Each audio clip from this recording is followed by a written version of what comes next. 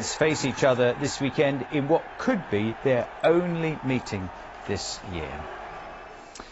A petition to get the last British dam buster a knighthood has been signed by more than 160,000 people.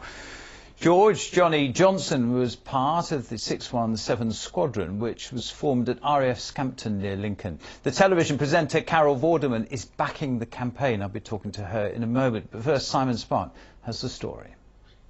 The campaign surrounding a knighthood for George Johnny Johnson, the last remaining British dam buster, continues to gather momentum like a bouncing bomb itself, with campaigns complaining that he's been snubbed from this year's honours list. But what evidence is there to show he could have been snubbed, and is it that simple to be awarded a knighthood for being a last remaining dam buster?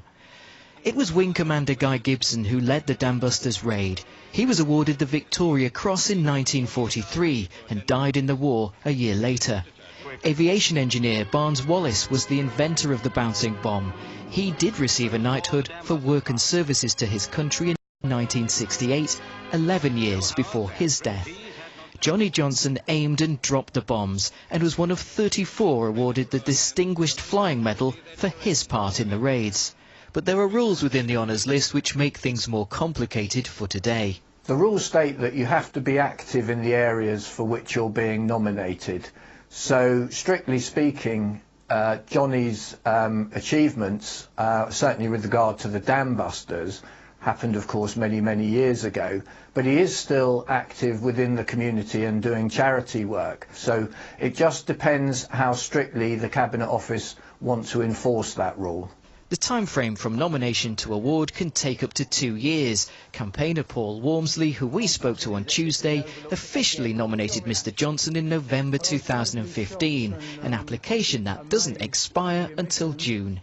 But it didn't make this New Year's list.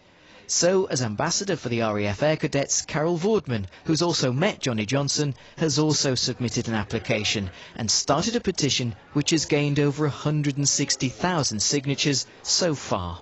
But if he got it, what then? If it comes off, I shall ask, with due humility, Her Majesty, if I can dedicate it to the 55,573 Bomber Command air crews that gave their lives for their countries during the war. I think she would agree. And that is the way I think it should go. Simon Spark, BBC Look North. Well, since we talked about it on Tuesday, so many emails and texts from people, many in Lincolnshire, disgusted by what has happened. Well, I asked Carol Vorderman if she was surprised by the reaction to Mr Johnson being overlooked for an honour, since we talked about it on Tuesday. Well, I'm not so much surprised as absolutely overjoyed, really. I mean, the response has been tremendous because he is such an incredible man.